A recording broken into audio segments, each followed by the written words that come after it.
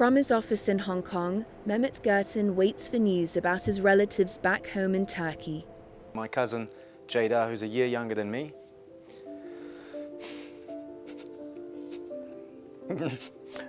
her husband, and most sadly their two kids, same age as mine, are caught under the rubble. His cousin and her family are among those missing in the town of Antakya, near the epicenter of the two earthquakes that have devastated much of Turkey and neighboring Syria.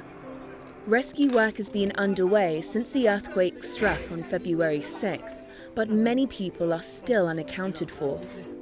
As with anything happens back home, which is representative of strife, struggle, you see people suffering, it's always much more difficult to witness that when you're so far away and you feel that you can't really help in any way.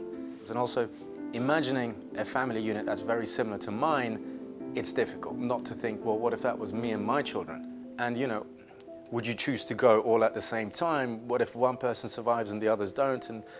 And also just, the thought process of being physically confined on the rubble and building is just horrendous. It's difficult. The Turkish authorities say the number of people killed is over 7,000. In Syria, the death toll stands at nearly 2,500. But the World Health Organization estimates the final combined tally could rise to 20,000.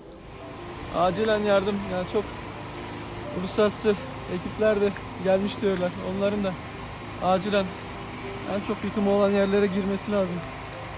Her yer çok kötü. Countries including Australia, South Korea and China have sent personnel and supplies to help earthquake survivors.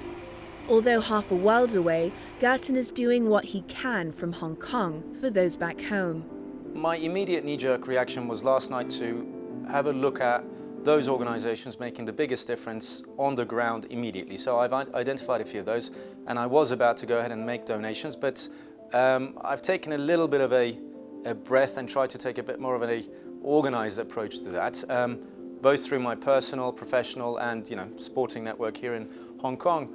I've reached out to people, and it's been incredible to see the kindness and compassion people have.